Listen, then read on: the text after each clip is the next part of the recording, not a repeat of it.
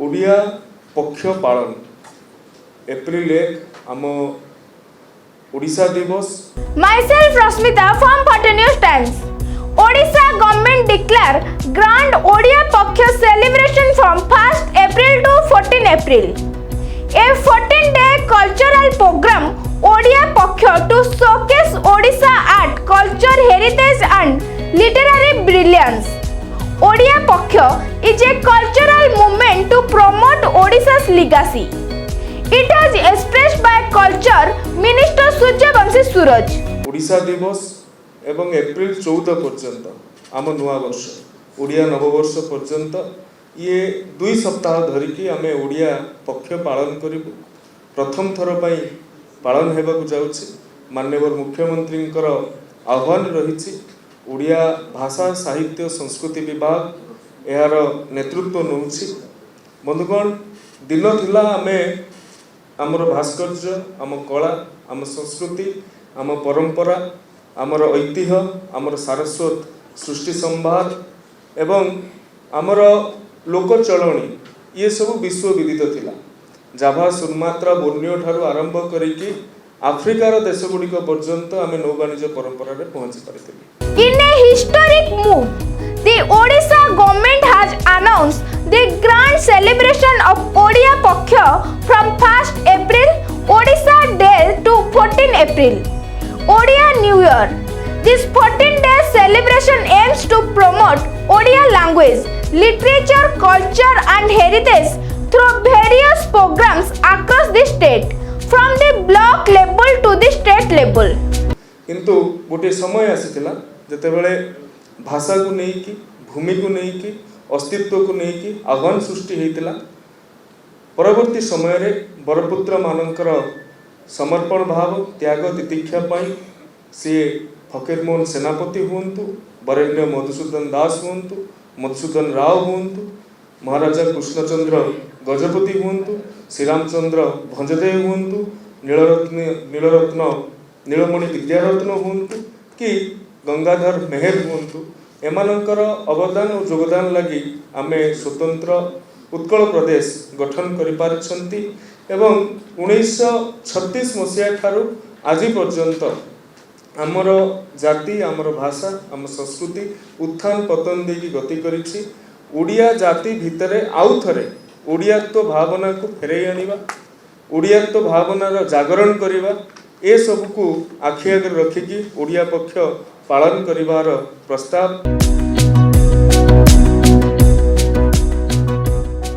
The festival will showcase Odia culture through traditional art and culture.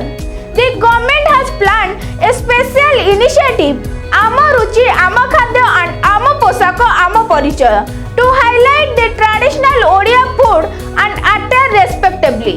घरे जो पुराना खाद्य परंपरा आमर रही आमे पिठा पनाठू आरंभ करिके विभिन्न पारंपरिक प्रभु जगन्नाथंकर 56 भोग ठारू आरंभ करिके अन्यान्य पारंपरिक व्यंजन मध्य घरे प्रस्तुत करि Paribas. Similarly, to promote Odia language and literature, Barnabadh Utsav will be organized focusing on the famous Barnabadh test.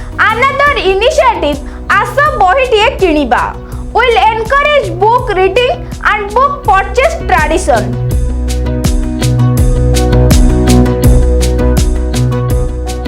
Senior folk artists will be felicitated for their contribution to Odia art and culture.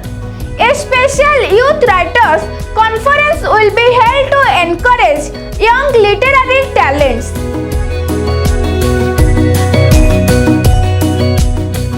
On this 14-day long celebration, Culture Minister Suryavanshi Suraj stated for the first time Odia Paksha will be celebrated in a grand manner across Odisha.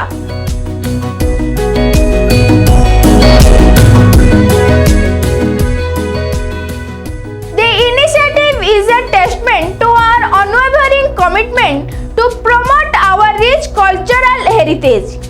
Odisha is home to a glorious legacy of language, art, literature and tradition that have flourished for centuries. Through various programs, we aim to instill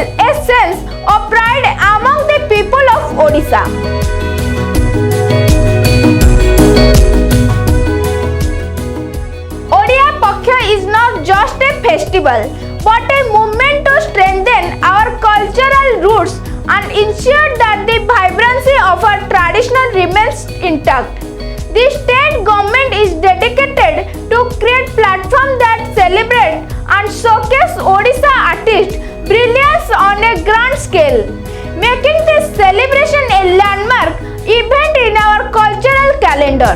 April 14 आम नुआ वर्ष ओडिया नुआ वर्ष ये ओडिया नुआ वर्ष रे नूतन पांजी आमर प्रचलन हुए बसंत ऋतु शेष हुए ग्रीष्म ऋतु आरंभ हुए वृक्ष गुड़ाक गछ गुड़िक पत्र झड़ा देता नुआ पत्र कौलिया आरंभ हुए तो ये जो संभावना सृष्टि हुए ये गोटे नूतन वर्ष आमर आरंभ हुए झामु जात्रा ठारू आरंभ करिकी अन्यान्य गुड़िए आंचलिक प्रसंग मध्य जड़ित होकर रही समस्ते ये नुआ वर्षटी को ओडिया नुआ वर्ष जमी आम इंग्राजी नव वर्ष रोमान कैलेंडर रे पालन करुछंती ओडिया नव वर्ष मध्य ताठू अधिक धूमधाम रे आडंबरतार सहित भव्यतार सहित पालन करने पाई समस्त को ये सरकारी दफ्तर ठारू आरंभ करिकी व्यावसायिक अनुष्ठान पर्यंत एवं प्रत्येक व्यक्ति विशेष मध्य एप्रति समस्ते टिके सचेतन हेबे block मानकरे एथिपाई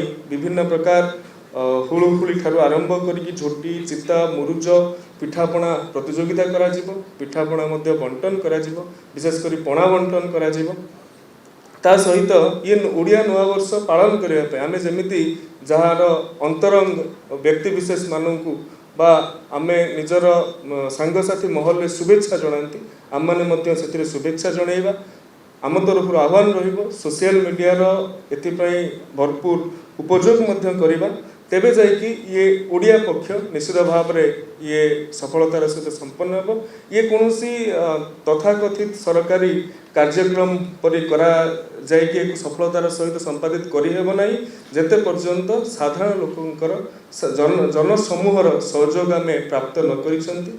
A series of events have been planned to engage the public in celebrating Odia Paksha, as in the program we stated in our story. Report by Amlan Das.